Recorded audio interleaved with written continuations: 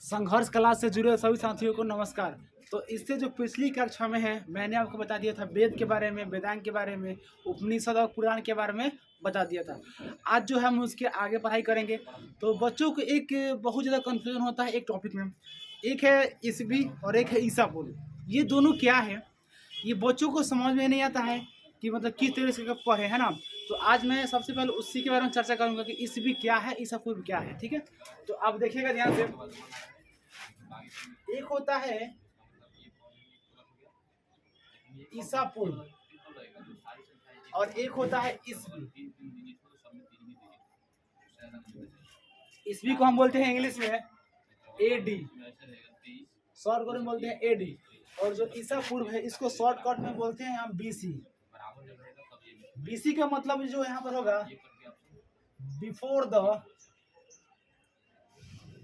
The Jesus Christ. और यहाँ पर जो एडी है इसका मतलब होगा एनो डोमिनी। और इन दोनों के बीच में एक आता है जीरो, इसको बोलते हैं जीरो ईस्वी।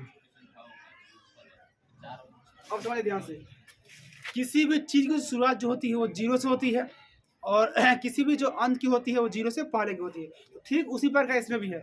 अगर आप ईस्वी बोल रहे हैं इसका मतलब आप जीरो से जो समय आगे चल रहा है उसको बोलेंगे ईस्वी, और जीरो से जो समय पहले चल रहा है उसको बोलेंगे ईसा पूर्व। जैसे मैं बोलूं 257 ईसा पूर्व, तो इसका अर्थ ये हुआ जीरो है, जीरो से कितना साल पहले, तो 257 साल पहले। तो ये पहले का समय हुआ ईसा पूर्व का मतलब।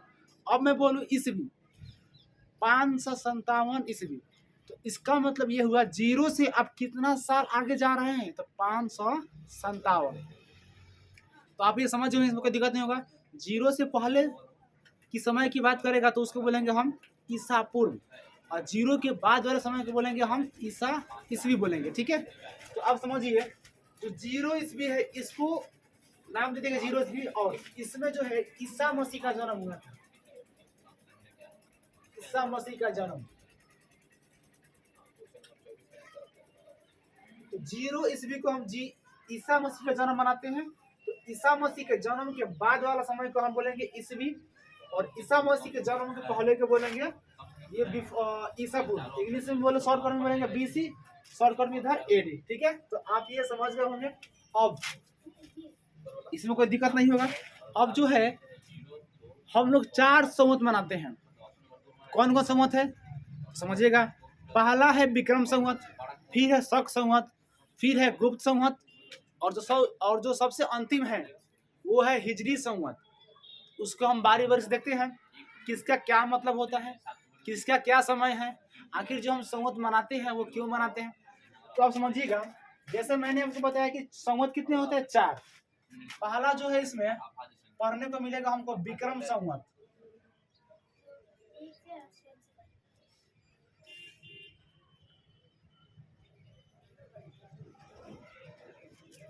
फिर मिलेगा हमको शक संवत, और जो तीसरा है वो है गुप्त संवत,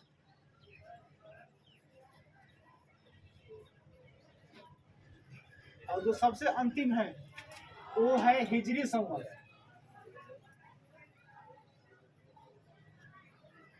हिजरी संवत अब समझिएगा ध्यान से। जैसे ये जो विक्रम संवत है इसका जो पहले जो समय काल है, इसका जो समय काल है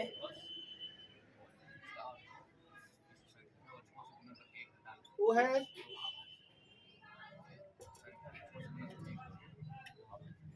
57 से 58 बीसी है। विक्रम संवत का समय काल कितना है, 57 से 58 बीसी है। अब समझिए बीसी, बीसी का मतलब ईसा मसीह के जन्म से कितना साल पहले, तो 57 या 58 साल पहले का जो समय था उसको हम विक्रम संवत के नाम से जानते हैं। अब बात यह है कि विक्रम संवत जो है आखिर हम क्यों मनाते हैं, क्या हुआ था ना। तो अब समझिएगा, एक थे उज्जैन के उज्जैन के स्थानीय राजा थे। उज्जैन के स्थानीय राजा जिनका नाम अभी तक पता नहीं चला है, तो उन्होंने क्या किया था, जब हमारे भारत पर आक्रमण हुआ था, जैसे मैंने आपको इसके पहले बताया था कि प्राचीन भारत पर आक्रमण करने का जो क्रम था वो क्या था। तो सबसे पहले आक्रमण किया था हिंद यूनानी ने, फिर उसके बाद शक ने किया था, फिर पहलव ने किया था, फिर कौन सा, कुषाण ने किया था। तो उसी प्रकार उज्जैन के जो स्थानीय राजा थे उन्होंने शकों को हराया था, शकों को हराया था। तो इसी के उपलक्ष्य में जो हम है विक्रम संवत को मनाते हैं। तो आपको पता चल गया कि हम जो है विक्रम संवत क्यों मनाते हैं, क्योंकि उज्जैन के एक स्थानीय राजा थे जिन्होंने शकों को हरा दिया था 5758 BC में, इसलिए जो हम विक्रम संवत को मनाते हैं। इसमें कोई दिक्कत नहीं होगा। अब चलिए आगे बढ़ते हैं। अगला है शक संवत। तो इसमें समझिएगा, इसका जो समय काल था, इसका था 78 ईस्वी था। शक संवत का जो समय काल था वो 78 ईस्वी था। अब इसमें क्या हुआ था, तो इसमें जो हुआ था, एक कुषाण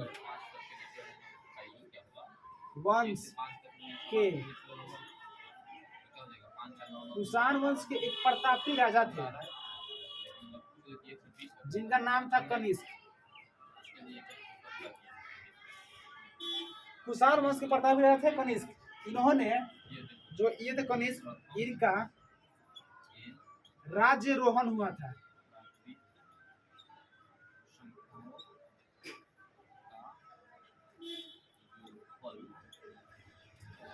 शक संवत जो है कुषाण वंश के जो प्रतापी राजा थे कनिष्क, उनका राज्यरोहण हुआ था, उसी के उपलक्ष्य में जो है शक संवत मनाते हैं। और शक संवत का टाइम पीरियड क्या है, तो 78 ईस्वी है। ठीक है, तो ये भी समझ गए आप।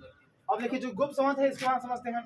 जो गुप्त संवत है इसका समय काल 319 से 320 ईस्वी तक है। ऐसे ये जो गुप्त संवत है ना, ये मौर्य वंश ये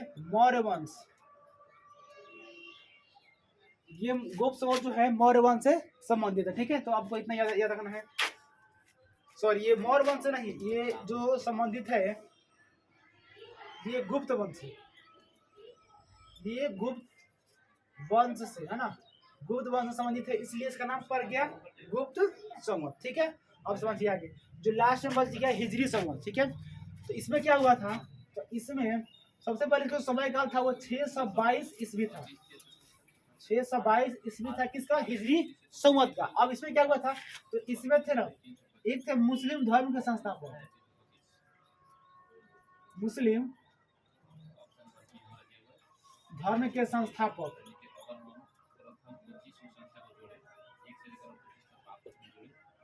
जिनका नाम था मोहम्मद साहब। मोहम्मद साहब 622 में 622 ईस्वी में हिजरी संवत का समय काल है।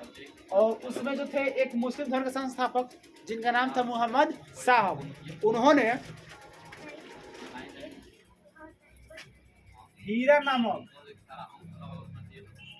नामक गुफा में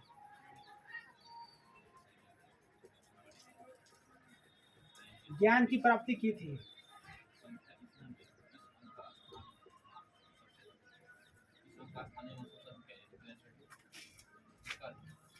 मुस्लिम धर्म के संस्थापक मोहम्मद साहब जो थे, उनको हीरा नामक गुफा में ज्ञान की प्राप्ति हुई थी। तो उसी के उपलक्ष्य में जो है हम हिजरी संवत मनाते हैं। तो हिजरी संवत का समय काल क्या है, 622 ईस्वी है। तो यहाँ पर 4 संवत खत्म हो गया। पहला था विक्रम संवत, उसके बाद शक संवत, फिर उसके बाद गुप्त संवत, लास्ट में क्या हिजरी संवत। ये चारों आप समझ गए पूरा बढ़िया से। आप समझिए इन चारों संवत में से एक प्रश्न ऐसा है जो कि IAS के पेपर में प्रश्न पूछा गया है। अब आप इससे अंदाजा लगा सकते हैं कि जो लूसेंट है कितना ज्यादा इंपॉर्टेंट है। इसलिए जो है लूसेंट को आप बहुत बढ़िया से पढ़िएगा।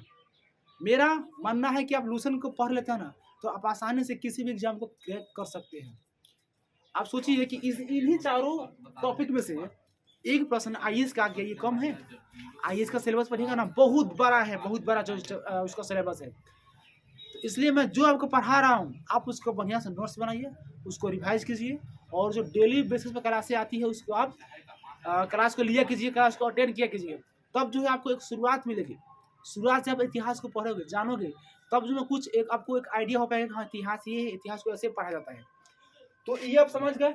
अब सुनिए जो प्रश्न आया आईएएस के, क्या आया आईएएस के पेपर में प्रश्न आया कि इन चारों संवत में से कौन सा ऐसा संवत है जो जो अलग है।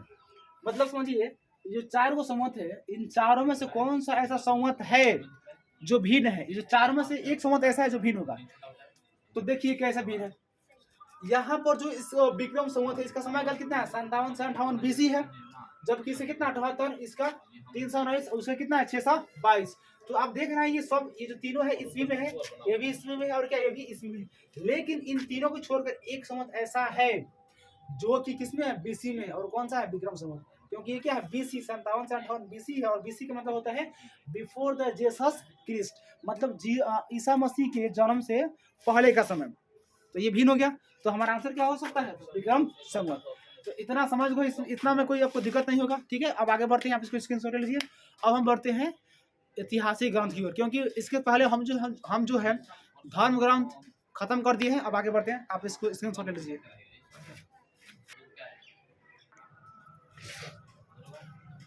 अब डालेंगे हेडिंग ऐतिहासिक ग्रंथ।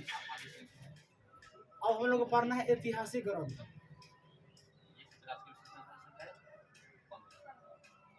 ऐतिहासिक ग्रंथ, तो इसमें जो सबसे पहला पढ़ना है, हमें पढ़ना है जातक। अब जो जातक ग्रंथ है, पहले जो जातक है ना, ये संबंधित है, जातक संबंधित है किससे, तो बौद्ध धर्म से। बौद्ध धर्म से संबंधित है। अब आप याद रखिएगा जो बौद्ध धर्म है, बौद्ध धर्म का संस्थापक कौन है, संस्थापक जो है हमारा वो है महात्मा बुद्ध।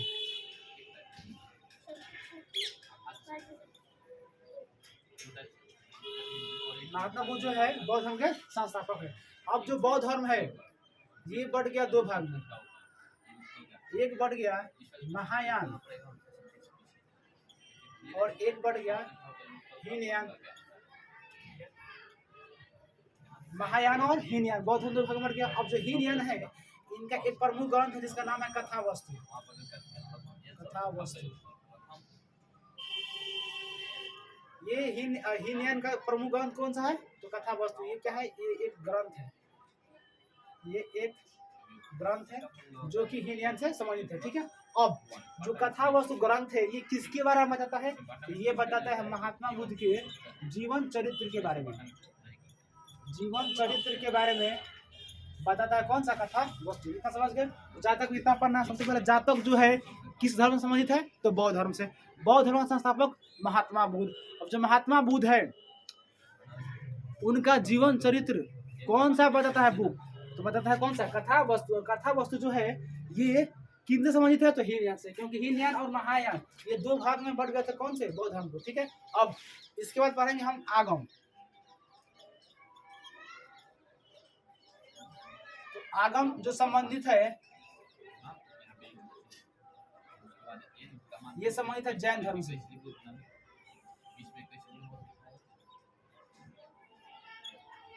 अब जो जैन धर्म है, जैन धर्म का संस्थापक कौन है, देख लीजिए।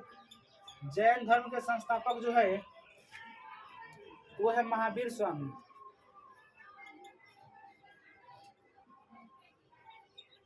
महावीर स्वामी। अब जो महावीर स्वामी थे वो संस्थापक थे जैन धर्म के। तो ये जो थे ना 24वें एवं अंतिम तीर्थकार थे, तीर्थंकर। ये सबसे 24वें और सबसे क्या अंतिम थे। ठीक है, अब जो जिस प्रकार बौद्ध धर्म दो भाग में बढ़ गया, उसी प्रकार जो जैन धर्म था दो भाग में बढ़ गया। एक बढ़ गया श्वेतांबर और एक बढ़ गया दिगंबर।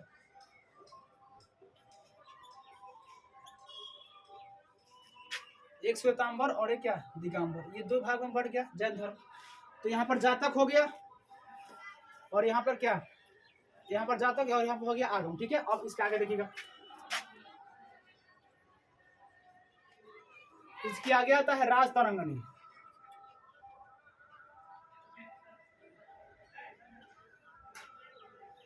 अब जो राजतरंगिणी है,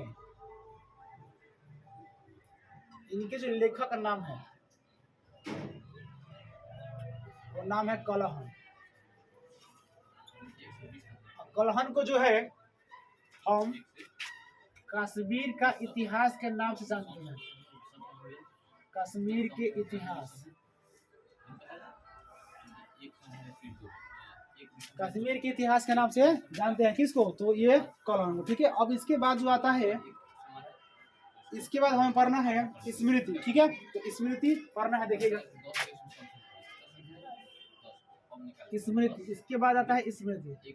तो स्मृति में दो इंपॉर्टेंट है। ठीक है, तो कौन कौन है देखना, एक है नारद स्मृति, एक है नारद और एक है मनु। स्मृति दो, एक है नारद और एक क्या है मनु। ठीक है, अब जो नारद स्मृति है ये बताता है गुप्त वंश के बारे में। अब जो मनु स्मृति है ये बताता है शुंग वंश के बारे में।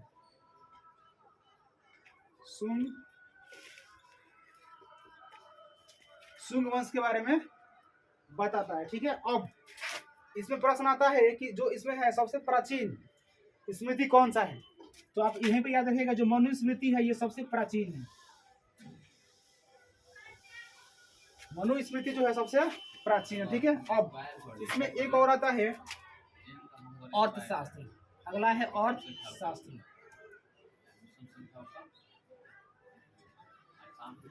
अब जो अर्थशास्त्र है, अर्थशास्त्र के लेखक कौन है, चाणक्य। ये जो इनके लेखक है चाणक्य है।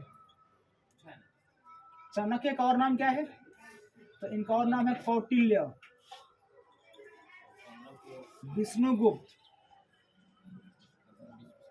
विष्णुगुप्त।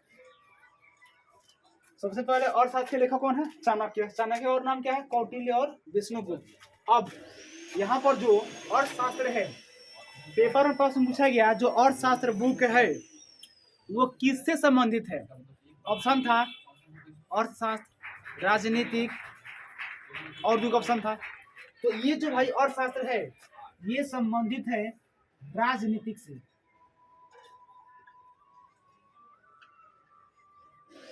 ये इनसे क्या है, संबंधित है।